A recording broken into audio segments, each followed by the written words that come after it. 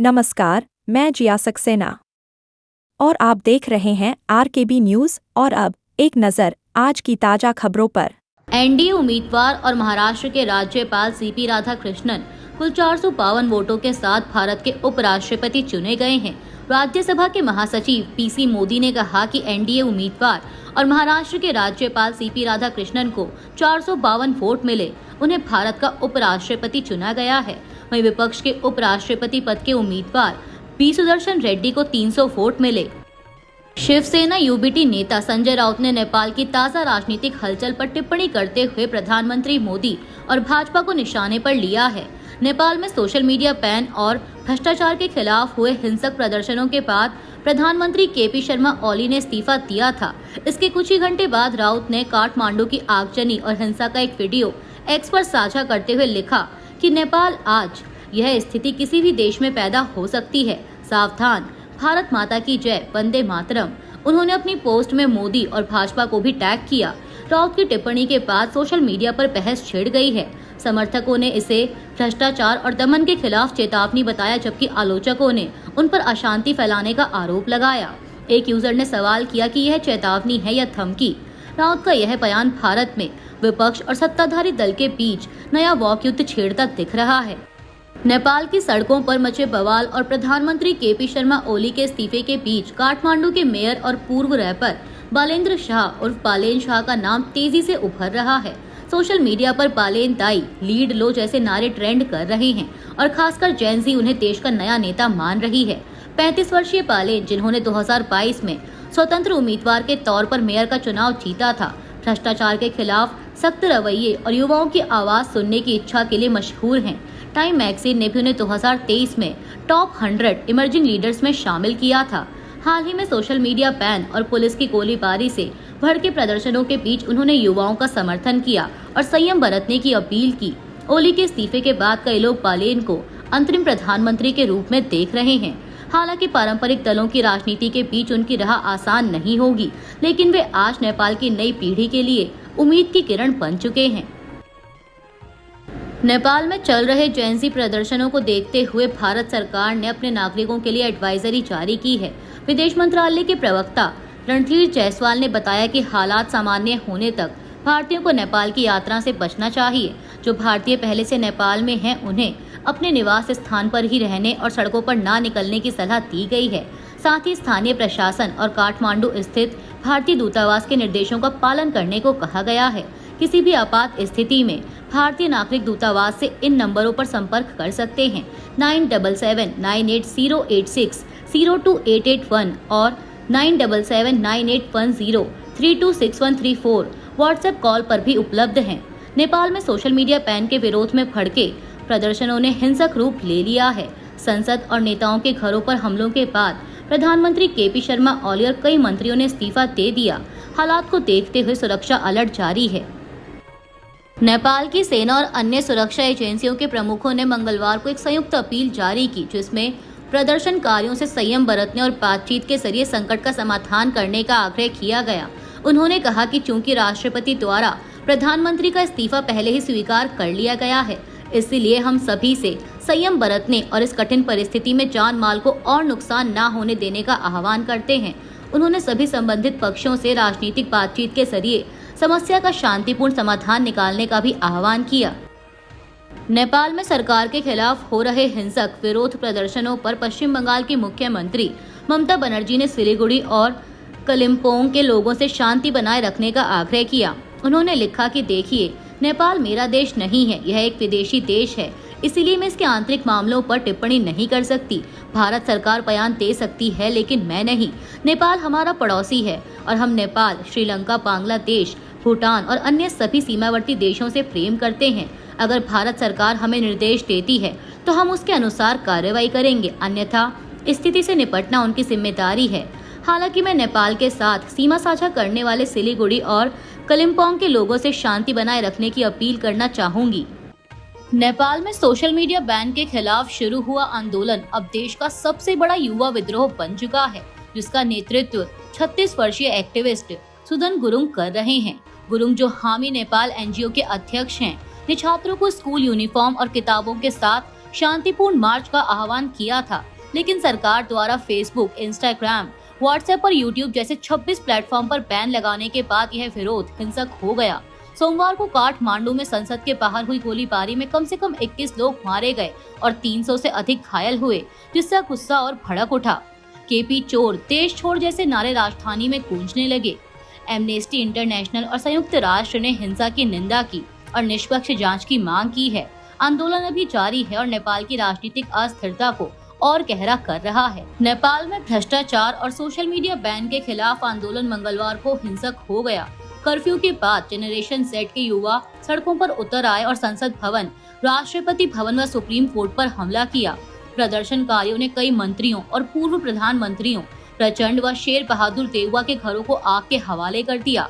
वित्त मंत्री विष्णु पौडेल की पिटाई भी हुई। इस हिंसा में अब तक 21 लोगों की मौत हो चुकी है। पीएम केपी शर्मा ओली ने आर्मी चीफ की सलाह पर इस्तीफा दे दिया। हालांकि अफवाह है कि वे विदेश भाग सकते हैं। इस बीच गृह मंत्री, कृषि मंत्री और जलापूर्ति मंत्री समेत कई मंत्रियों ने भी नैतिक आधार पर इस्तीफा दे दिया। सरकार ने सोशल मीडिया से बैन हटा लिया है और मृतकों के परिजनों के लिए राहत, घायलों के मुफ्त इलाज तथा जांच समिति की घोषणा की है। प्रदर्शनों को जेन जेड आंदोलन कहा जा रहा है, जो भ्रष्टाचार, भाई भतीजावाद और सरकार की नाकामी से उपजा है। हालात पर भारत और संयुक्त राष्ट्र ने चिंता जताई है और संयम बरतने की अपील की है। नेपाल में मंगलवार को हुए हिंसक विरोध प्रदर्शनों के बाद प्रधानमंत्री केपी शर्मा ओली को इस्तीफा देना पड़ा। प्रदर्शन की शुरुआत सरकार द्वारा फेसबुक, यूट्यूब, इंस्टाग्राम और एक्स समेत 26 सोशल मीडिया प्लेटफॉर्म पर लगाए गए प्रतिबंध से हुई थी। सरकार ने कंपनियों पर स्थानीय नियमों का पालन न करने का आरोप लगाया था, लेकिन इस कदम से पहले ही भ्रष्टाचार और आर्थिक अवसरों की कमी से नाराज युवाओं का गुस्सा भड़क गया। सोमवार को हुई झड़पों में 19 लोगों की मौत हुई थी, जिसके बाद मंगलवार को प्रदर्शन और तेज हो गया।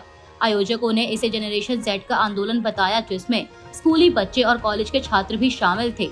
टिकटॉक और अन्य प्लेटफॉर्म पर राजनेताओं के बच्चों की ऐशो आराम भरी जिंदगी को दिखाते वीडियो वायरल हुए, जिससे भाई भतीजावाद के खिलाफ गुस्सा और भड़क गया।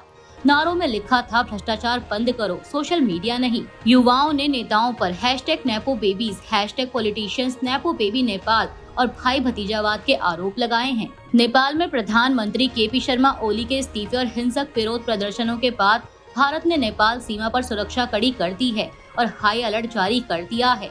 पश्चिम बंगाल के दार्जिलिंग जिले में पुलिस और अर्धसैनिक बल गश्त पर हैं और व्यापार आंशिक रूप से प्रभावित है। उत्तर प्रदेश, बिहार और अन्य सीमावर्ती इलाकों में भी सतर्कता बढ़ा दी गई है। विदेश मंत्रालय ने नेपाल में भारतीय नागरिकों को सावधानी बरतने की सलाह दी और हिंसा में हुई मौतों पर शोक जताया है। नेपाल के गहराते राजनीतिक संकट के बीच पूर्व नरेश ज्ञानेंद्र ने हिंसक प्रदर्शनों में मारे गए युवाओं की मौत पर दुख जताया है और शांति की अपील की है। उन्होंने कहा कि युवाओं की जायज मांगों को सुना जाना चाहिए और आंदोलन को हिंसा में नहीं बदलना चाहिए। यह बयान उस समय आया जब सोशल मीडिया पर प्रतिबंध और भ्रष्टाचार के खिलाफ प्रदर्शनों में कम से कम 19 लोग मारे गए। पूर्व नरेश ने 2008 में एक जन आंदोलन के बाद राजशाही को समाप्त करने के लिए गद्दी से उतार दिया गया था, ने विरोध प्रदर्शनों में मारे गए लोगों को श्रद्धांजलि दी, उनके परिवारों के प्रति संवेदना व्यक्त की और सैकड़ों घायलों के शीघ्र स्वस्थ होने की कामना की। बयान में कहा गया कि यह बेहद दुखद और निंदनीय है कि युवा पीढ़ी की जायज मांगों को पूरा करने की बजाय जानें चली गई और कई लोग घायल हुए। मैं हिंसा की निंदा करता हूं, जो शांतिपूर्ण नेपाली समाज के आदर्शों के विरुद्ध है। नेपाल में सोशल मीडिया बैन के खिलाफ हुए हिंसक प्रदर्शनों का असर काठमांडू हवाई अड्डे पर भी पड़ा। राजधानी में धुआं और तनाव के बीच हवाई अड्डे को आंशिक रूप से बंद करना पड़ा, जिससे कई भारतीय उड़ानें प्रभावित हुईं। इंडिगो की दिल्ली काठमांडू और मुंबई काठमांडू उड़ानों को लखनऊ डाइवर्ट किया गया, जबकि एयर इंडिया ने दिल्ली काठमांडू मार्ग की 3 उड़ानें रद्द कर दी।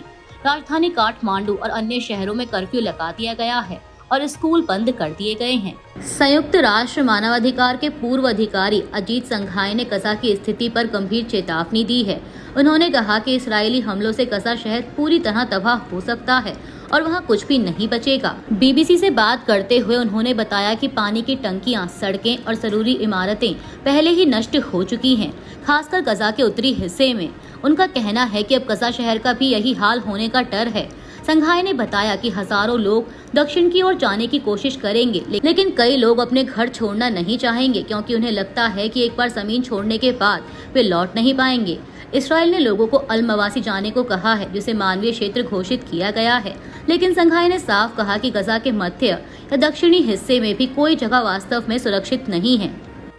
प्रधानमंत्री नरेंद्र मोदी के 17 सितंबर 2025 अभी तक के लिए को बस बिहार इतना के ही। गया में अपने बाकी की दिवंगत मां ताज़ा खबरों हीराबेन के को लिए पिंडदान जुड़े करने रहिए की चर्चा आरकेबी ने न्यूज के साथ। सोशल मीडिया और राजनीति में मैं जिया विवाद खड़ा सक्सेना कर दिया अब है। आपसे अनुमति हालांकि इसकी लेना चाहती आधिकारिक हूँ। पुष्टि नहीं हुई है, लेकिन चैनल को मीडिया लाइक, रिपोर्टों के शेयर और बाद कांग्रेस सब्सक्राइब करना प्रवक्ता ना भूलें। सुप्रिया श्रीनेत और पंखुड़ी धन्यवाद। पाठक ने सवाल उठाए कि जब पीएम मोदी के छोटे भाई ने 7 मई 2023 को ही पिंडदान कर दिया था, तो दोबारा यह अनुष्ठान क्यों?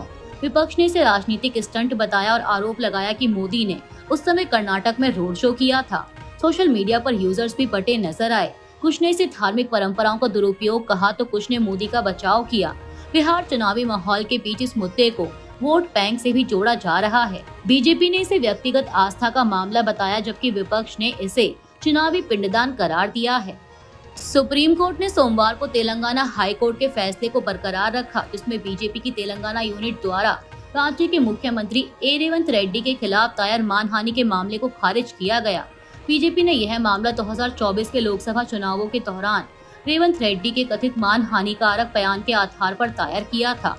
सुप्रीम कोर्ट की बेंच ने राजनीतिक पार्टियों को चेताया कि वे अदालतों का इस्तेमाल राजनीतिक लड़ाई के लिए न करें। कोर्ट ने कहा कि एक राजनीतिक नेता को आलोचना सहने की क्षमता रखनी चाहिए।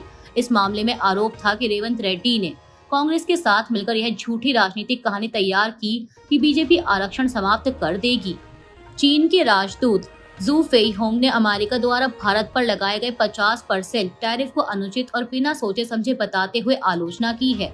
उन्होंने कहा कि अमेरिका ने लंबे समय से मुक्त व्यापार का लाभ उठाया है, लेकिन अब टैरिफ को हथियार बनाकर विभिन्न देशों से अनुचित लाभ हासिल करने की कोशिश कर रहा है। सू ने भारत और चीन संबंधों को मजबूत करने पर जोर देते हुए भारतीय कंपनियों को चीन में निवेश करने के लिए आमंत्रित किया। चीन की इंडस्ट्री के लिए भारत में निष्पक्ष, न्यायपूर्ण और भेदभाव रहित व्यापारिक माहौल की उम्मीद जताई। जू फेईहोंग ने सोमवार को कहा कि एक तरफा नीति और धौंस के कारण विश्व में उथल-पुथल और परिवर्तन का नया दौर आ गया है। अभी तक के लिए बस इतना ही। बाकी की ताज़ा खबरों के लिए जुड़े रहिए आरकेबी न्यूज के साथ। मैं जिया सक्सेना अब आपसे अनुमति लेना चाहती हूँ। चैनल को लाइक, शेयर और सब्सक्राइब करना ना भूलें। धन्यवाद। Thanks for watching RKB news.